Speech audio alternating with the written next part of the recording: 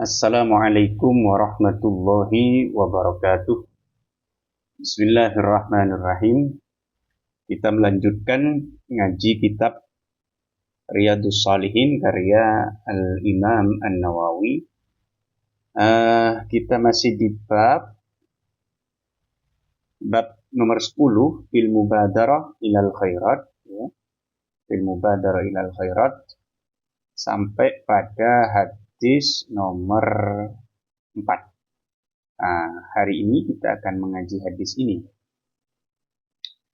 Ar-Rabi'u, adapun hadis yang nomor 4 adalah an Abi Hurairah, dari Abi Hurairah radhiyallahu anhu qala, Abu Hurairah berkata, Ja'a, datang rajulun, seorang laki-laki, ilan Nabi, pada Nabi sallallahu alaihi wasallam. Faqala, kemudian orang tadi, rajul tadi berkata kepada Nabi, bertanya kepada Nabi, ya Rasulullah, wahai Rasulullah, ayyus sadaqati, sedekah yang seperti apa, a'dhamu, itu lebih agung, ajron, lebih besar, ajron, pahalanya.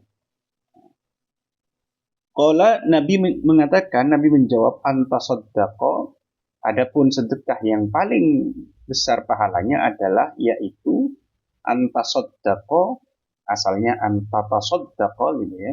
Anta saddaqa yaitu kamu bersedekah, wa anta dalam kondisi engkau sahihun, masih sehat, syahihun, dan pelit, eman pada hartanya.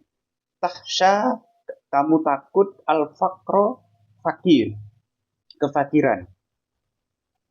Wa ta'mulu, dan kamu menginginkan al-ghina, kekayaan.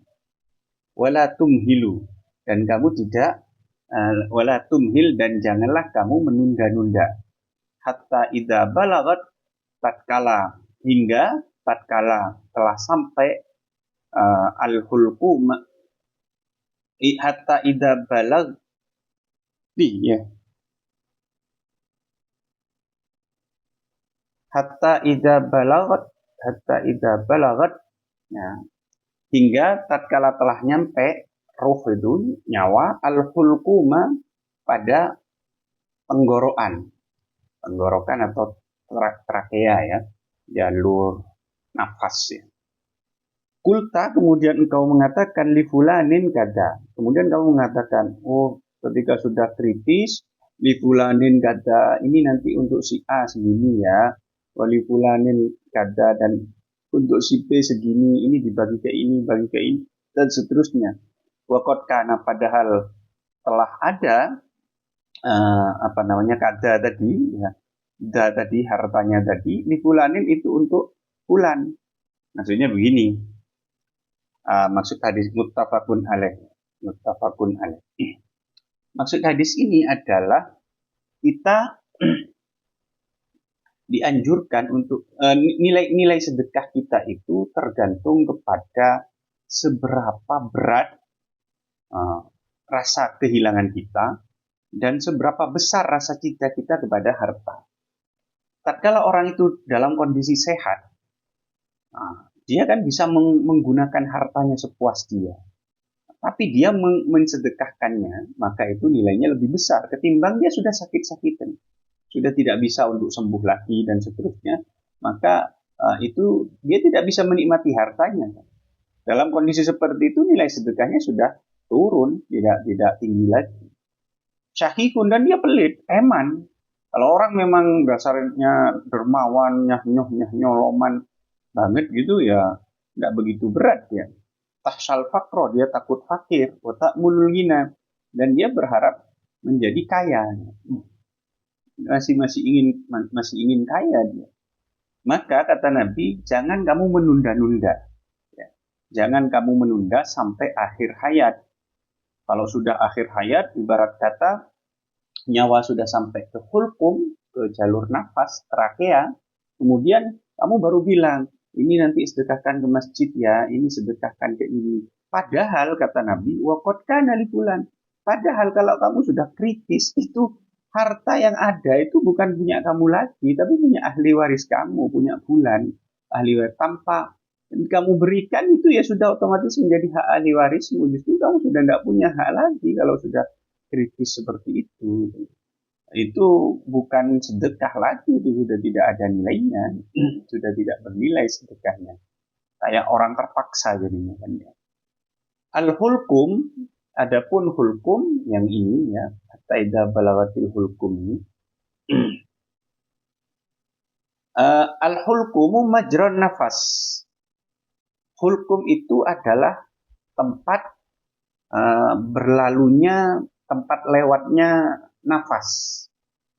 Kalau kita ambaan, jadi udara yang masuk ke rongga kita ke sini melalui tenggorokan itu terus ke paru-paru.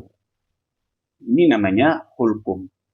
Sedangkan mari, ini istilah-istilah dalam biologi ya, majrot ta'am wasyarab. Ini trakea. Kalau ini esofagus. Ini jalur makanan dan minuman. Jalur makanan dan minuman, esofagus. Kalau ini trakea. Saya bisa memberi contoh, ada gambar, biar lebih jelas seperti apa. Nah ini sebentar. Ya. Nah, ini esofagus di sini. Esofagus ini jalur makanan yang masuk ke lambung. Nah, ini namanya mari. Nah, kalau trakea ini dia dari sini, ini masuk ke paru-paru dia, masuk ke paru-paru. Nah, itu kira-kira ya, seperti itu visualisasinya ya, biar teman-teman lebih mudah untuk memahaminya. Itu hadis yang keempat. Sekarang kita melanjutkan ke hadis nomor 5. Al-khamisu, adapun yang nomor 5 adalah an Anasin radhiyallahu anhu. Hadis dari Anas, anna Rasulullah sallallahu alaihi wasallam, sesungguhnya Rasulullah sallallahu alaihi wasallam akhada, Nabi mengambil, Rasul mengambil saifan, pedang, yauma Uhudin, pada hari Uhud, pada hari perang Uhud. Faqala, kemudian Nabi mengatakan, man, siapa, ya'hudu, berani mengambil, minni, dariku, hada, pedang ini. Siapa yang berani mengambil pedang ini dariku? Siapa yang mau mengambil pedang ini dariku? Fabasatu, maka para sahabat mengacungkan, kira-kira begitu ya. Kalau membentangkan kan, maksudnya mengacungkan ini kira-kira. Aidiyahum, tangan-tangan mereka. Kullu insanin, adapun setiap orang minhum, dari para sahabat, yaqulu, itu berkata, ana, saya Nabi, saya, ana utawi kang jupuk iku ingsun, ngoten niku. Ana utawi ingsun iku kang jupuk, terserah nih bacanya. Qala, kemudian Nabi berkata, faman maka siapa ya'khuduhu, yang berani mengambil pedang ini, bihaqihi, dengan haknya, dengan kewajibannya. Siapa yang berani mengambil pedang ini tapi harus konsisten dengan kewajibannya? Fa'ahjama, maka mundur, al-qaumu qaum, maka mundur yang kalau cuma ngacung-ngacungi kan banyak, tapi kalau sudah diminta untuk menjalankan konsekuensi dari pengambilan pedang ini, pada mundur. Faqala Abu Dujanah, kemudian Abu Dujanah yang berkata, dia dengan tegak mengatakan, dengan tegas, ana akhudhu bihaqqihi, ana, saya, akhudhu, akan mengambil, saya, pedang tersebut, bihaqqi, dengan kewajiban pedang itu. Fa'akhadahu, kemudian Abu Dujanah mengambil pedang itu. Fafalaqo, dan dia menebas bihi, dengan pedang itu, hamal musyrikina, leher atau kepala orang-orang musyrik. Rawahu Muslimun. Jadi nyekel pedang orang kayak tulinan, orang kayak pajangan, tapi dibuat untuk menebas kepala musuh, orang-orang musyrik. Dan itu dilakukan oleh sang pemberani, yaitu Abu Dujanah. Rawahu Muslimun. Hadis ini diriwayatkan oleh Imam Muslim. Ismu Abi Dujanata, adapun nama asli Abi Dujanah adalah Simak bin Kharasah, adalah Simak bin Kharasah. Qauluhu sabda Nabi apa namanya? Ucapan ini ya, ucapan Jamal Qomu, ucapan Anas tadi ya. Jamal Qomu yang berupa lafaz Jamal Qomu yang ini. Ai tawaqqafu itu maksudnya adalah para sahabat kemudian mundur atau diam, tidak meminta lagi gitu. Diam mikir-mikir untuk ngon memenuhi kewajiban pedange ya apa. Wa falakobihi, adapun lafaz falakobihi aisyakko yaitu merobek atau menebas ya. Hamal musyrikin, adapun lafaz hamal musyrikin air usuhum, itu adalah kepala orang-orang musyrik. Jadi itu tentang apa namanya sejarahnya Abu Dujanah itu ya. Ini kan masuk ke lagi-lagi kalau kita belajar hadis kita harus kembalikan kepada temanya adalah kompetitif dalam kebaikan kan ini para sahabat kompetitif dalam kebaikan. As-sadisu yang nomor 6 Anis Zubair ni Adiyin dari Zubair bin Adi. Qala Zubair berkata, ataina kami mendatangi Anas bin Malik radhiyallahu anhu. Zubair bin Adi itu mendatangi Anas bin Malik. Anas bin Malik ini masih sahabat ya, sahabat dulunya di zaman Nabi dia masih junior sekali ya. Tapi ketika para sahabat-sahabat yang lain sudah banyak meninggal, kira-kira tersisa dia. Jadi dia termasuk gurunya para tabi'in itu, termasuk gurunya para tabi'in dan banyak murid dari para tabi'in. Fasyakauna maka kami mengadukan ilaihi kepada Anas bin Malik, mengadukan sesuatu nalko yang kami temui minal Hajjaji dari Hajjaj bin Yusuf. Dari dulu itu ada seorang gubernur yang dipilih di kerajaan Umayyah, di khilafah Bani Umayyah itu Hajjaj bin Yusuf. Bukan Hallaj ya, tapi Al-Hajjaj. Hajjaj bin Yusuf As-Saqafi. Orang ini luar biasa, zalim, otoriter, pernah menyerang Ka'bah, menyerang Mekah ya, karena di situ ada Abdullah bin Zubair. Sampai dulu itu di Mekah itu pernah dilempar dengan manjanik. Ya. Manjanik itu kayak senjata jarak jauh, pakai kayu gitu ya, terus koyok ketapel gitu ya, ketapel tapi besar, isinya batu besar. Batu besar kalau kita melihat film-film zaman dulu itu kan bisa punya bayangan ya. Jadi dari jauh blung gitu kan, batu sampai menggelundung ke area Ka'bah dan seterusnya. Jadi dolim lah, otoriter gitu ya, otoriter dan seterusnya, semena-mena. Faqala kemudian Anas berkata, isbiru, sabarlah kalian. Fa'innahu, karena sesungguhnya kelakuan itu, keadaan, layati tidak datang zaman illa walladhi kecuali. Adapun zaman, ba'dahu yang setelah zaman tadi, syarrun itu lebih jelek minhu daripada zaman tadi. Hatta talqau hingga kalian menjumpai Rabbakum Tuhan kalian. Sami'tuhu aku mendengar kalimat ini, isbiru dan seterusnya ini, min nabiikum dari nabi kalian. Rawahul Bukhari. Kata siapa Anas bin Malik yang sering sabar, jom. Menjadi zaman itu ya tambah suwi, tambah mundur, tambah elek, sampai sampean. Ya kita dalam konteks Indonesia kayaknya juga harus bersabar ya. Karena ternyata